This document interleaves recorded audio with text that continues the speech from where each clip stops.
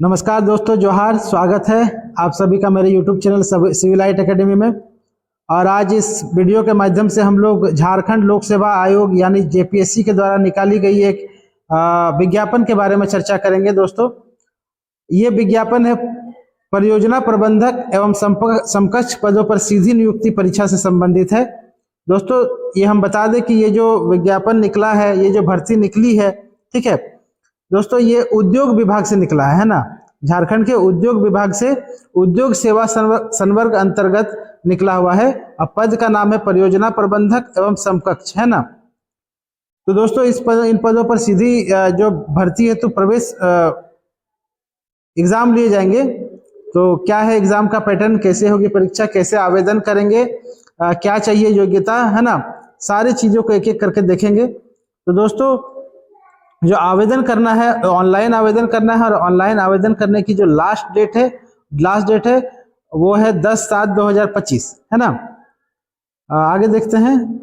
देखिए, जो आप आवेदन कीजिएगा दोस्तों, आवेदन का वेबसाइट है www.jpsc.gov.in, ठीक है। ये जेपीएससी का ऑफिशियल वेबसाइट है, ठीक है। यहीं पे आपको ऑनलाइन आवेदन करना है, ठीक है। अब बात करें कि किन किन पदों पर वैकेंसी और कितने पदों की संख्या है, तो देखिए दोस्तों, परियोजना पदाधिकारी एवं समकक्ष पद का नाम है, ठीक है। इसमें कुल पद जो है 30 है, ठीक है, जिसमें जनरल के 13, ठीक है। आर्थिक रूप से कमजोर वर्ग जो है ईडब्ल्यूएस के लिए 2, अनुसूचित जाति के लिए 3, ठीक है, अनुसूचित जनजाति के लिए 8, ठीक है। अन्य पिछड़ा वर्ग जो है BC1 के लिए जो 2 और BC2 के लिए 2 है, ठीक है। महिलाओं के लिए 1 सीट जो है रिजर्व है यहाँ, ठीक है। और यहाँ दोस्तों जो कोटिवार रिक्तियों की संख्या घट बढ़ सकती है, ठीक है। यह हो सकता है कि बढ़ जाए या हो सकता है घट जाए। वेतन की बात करें तो ये 9300 ग्रेड पे से 9300 ग्रेड पे से स्टार्टिंग है ना, ठीक है। सॉरी, 4800 ग्रेड पे का जॉब है ये, ठीक है। 4800 ग्रेड पे का जॉब है दोस्तों। पद पूर्णतः स्थायी है, हम यहाँ क्लियर कर देते हैं। लेकिन यहाँ बात आता है कि आपको जो परीक्षामान अवधि है ना, ये 2 वर्ष है। माने 2 वर्ष के अंतर्गत आपके जो है कि कार्य को देखा जाएगा, उसके बाद ही आपको पद स्थायी करेगा। आप 2 साल तक मतलब क्या बोल सकते हैं कि ट्रेनिंग पीरियड में ही रहिएगा, ठीक है, ट्रेनिंग पीरियड में ही रहिएगा, ठीक है। अब बात करें अनिवार्य शैक्षणिक अर्हता की, तो दोस्तों किसी भी मान्यता प्राप्त विश्वविद्यालय या महाविद्यालय से बैचलर ऑफ इंजीनियरिंग, ठीक है, या फिर बैचलर ऑफ टेक्नोलॉजी बीटेक, ठीक है दोस्तों, बीई बैचलर ऑफ इंजीनियरिंग या फिर बीटेक की डिग्री चाहिए, ठीक है। यहाँ दोस्तों एक चीज हम क्लियर कर देते हैं कि कोई भी विशेष जो होता है ब्रांच में बीटेक या फिर बीई नहीं मांगा गया है, ठीक है। आपका बीई या बीटेक होना चाहिए, या फिर इकोनॉमिक्स, मैथ्स, सांख्यिकी, विज्ञान, वाणिज्य, ठीक है, कास्ट अकाउंटेंसी, रेशम, पर्यावरण, फूड टेक्नोलॉजी अथवा प्रबंधन में किसी भी मान्यता प्राप्त विश्वविद्यालय से स्नातक की डिग्री है, ठीक है। यानी आप फिजिक्स ऑनर्स है, केमिस्ट्री ऑनर्स है, मैथ्स ऑनर्स है, ठीक है, इकोनॉमिक्स ऑनर्स है, ठीक है, मैथ क्या बोलते हैं कि अकाउंटेंसी भी किए हुए हैं, रेशम, सेरिकल्चर, पर्यावरण, फूड टेक्नोलॉजी या फिर मैनेजमेंट में किसी भी मान्यता प्राप्त विश्वविद्यालय से अगर आप ग्रेजुएशन किए हैं तो आप ये भर सकते हैं, ठीक है। आगे देखते हैं। उम्र सीमा की बात करें तो दोस्तों, उम्र सीमा की गणना जो है 1/8/2024 से की जाएगी। न्यूनतम 22 वर्ष है और अधिकतम जो है अलग अलग कैटेगरी के अलग अलग उम्र सीमा है। जैसे कि बात करें हम जनरल के लिए, कि जनरल के लिए 35 साल है। जनरल में कि अगर दिव्यांग है, ठीक है, वो 45 वर्ष है, ठीक है। और सरकारी सेवक के लिए 40 वर्ष। अब पिछड़ा वर्ग की बात करें तो 37 साल, महिला की बात करें तो 38 वर्ष है, और अनुसूचित जाति या जनजाति के लिए 40 वर्ष अधिकतम उम्र सीमा है, ठीक है। और आर्थिक रूप से कमजोर वर्ग के लिए भी 35 साल उम्र सीमा है, ठीक है। अब देखिए, चयन प्रक्रिया की बात करें तो चयन प्रक्रिया क्या है। आपका 4 पेपर का एग्जाम होगा दोस्तों। 4 पेपर में पहला पेपर जो है वो सामान्य हिंदी का रहेगा, ठीक है, जो 2 घंटे का होगा 100 नंबर का।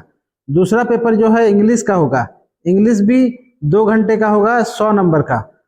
ठीक है, तीसरा पेपर जो सामान्य अध्ययन का रहेगा, सामान्य अध्ययन भी 200 नंबर 2 घंटे का रहेगा। और जो चतुर्थ पेपर है दोस्तों, यहाँ ये ध्यान देने वाली बात है, ये एक स्पेशल एग्जाम होगा। ठीक है, इसमें औद्योगिक विकास, औद्योगिक श्रम विधि और ये संबंधित नियमावली, मतलब उद्योग से संबंधित नियमावली, ये सबसे प्रश्न रहेंगे। और इसका जो है कुल अंक जो है 300 है ना, 300 मार्क्स के लिए एग्जाम होगा, ये भी 2 घंटे के लिए है। ठीक है, अब देखिए यहाँ एक ध्यान देने वाली बात है, सामान्य हिंदी और अंग्रेजी में प्राप्त अंकों को जो है कि अन्य लिखित पत्र और साक्षात्कार को लब्धांकों में नहीं जोड़ा जाएगा। ठीक है, मतलब मेरिट में नहीं जोड़ा जाएगा, ये खाली आपको पास करना है हिंदी और इंग्लिश में। और हिंदी और साक्षात्कार के ये को भी नहीं जोड़ा जाएगा, है ना, इसमें ये केवल पासिंग मार्क्स है। सामान्य हिंदी और अंग्रेजी में 30% प्राप्त करना अनिवार्य है। ठीक है, अन्यथा वे लिखित परीक्षा के लिए अयोग्य समझे जाएंगे। ठीक है, मतलब हिंदी और इंग्लिश जो है क्वालिफाइंग है, केवल आपको पास करना है, और इंटरव्यू भी केवल क्वालिफाइंग है। ठीक है, लिखित परीक्षा में सफल उम्मीदवारों का साक्षात्कार होगा, 100 मार्क्स का होगा, है ना। न्यूनतम अर्हता की बात करें तो सामान्य के लिए जो है जैसे रहता है 40%, पिछड़ा वर्ग के लिए 36.5, पिछड़ा 1 एनेक्सर 1 में जो पिछड़ा वर्ग आते हैं उनके लिए 34%, अनुसूचित जाति जनजाति या महिला वर्ग के लिए 32%, आदिम जनजाति के लिए 30% और EWS के लिए 40%, है ना।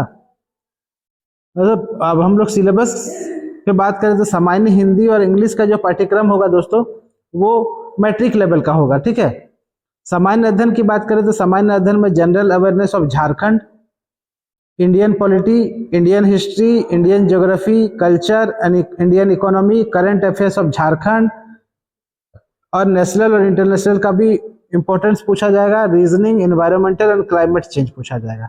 ठीक है, औद्योगिक विकास की बात करें तो देखिए इसका सिलेबस को ध्यानपूर्वक देखिए। औद्योगिक नीति से प्रश्न रहेंगे भारत और झारखंड का।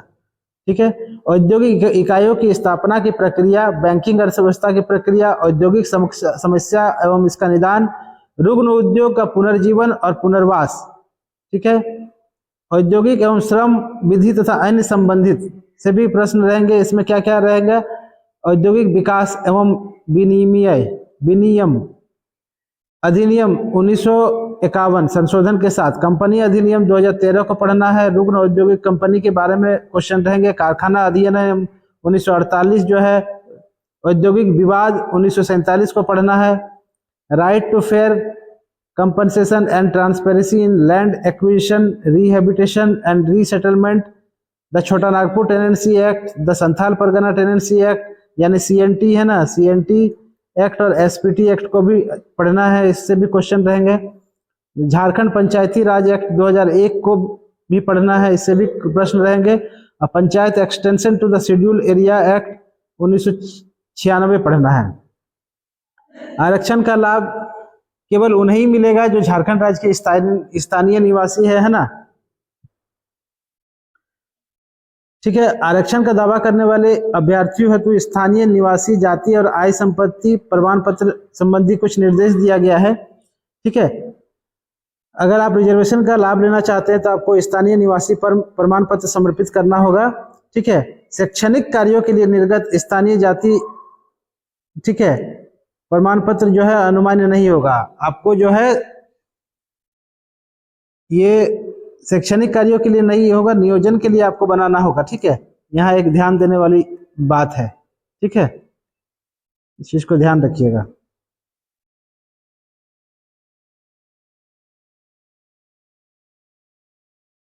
देखिए महिलाओं के लिए एक विशेष इंफॉर्मेशन है कि अगर आप दूसरे राज्य से हैं और शादी करके झारखंड में आए हैं तो आपको आरक्षण का लाभ नहीं मिलेगा। ठीक है, देखिए जाति प्रमाण पत्र क्या है, कहाँ से चाहिए, कहाँ का चाहिए आपको। देखिए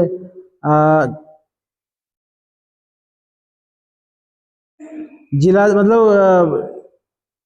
अंचल का बना हुआ नहीं चलेगा, आपको चाहिए जिला दंडाधिकारी, अपर जिला दंडाधिकारी, उपायुक्त, अपर उपायुक्त, प्रथम श्रेणी, अनुमंडल दंडाधिकारी, कार्यपालक दंडाधिकारी, अंचल अधिकारी। अच्छा, अंचल अधिकारी में से किसी एक पदाधिकारी अच्छा, अंचल अधिकारी का भी चलेगा, यानी सीओ, सॉरी, सीओ ऑफिस से भी अगर आपका जाति प्रमाण पत्र बना हुआ है तो चलेगा, एसडीओ से भी बना हुआ है तो चलेगा, डीसी लेवल से भी बना हुआ है तो चलेगा, है ना।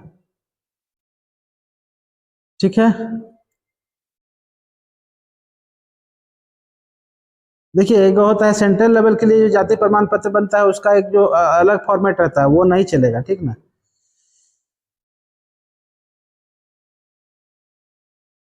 ठीक है दोस्तों, जो अब चार्जेस की बात करें दोस्तों, तो देखिए जनरल के लिए, ईबीएस के लिए, और क्या बोलते हैं कि ओबीसी के लिए 600 रुपया है, और एसटी एससी के लिए 150 रुपया है ना।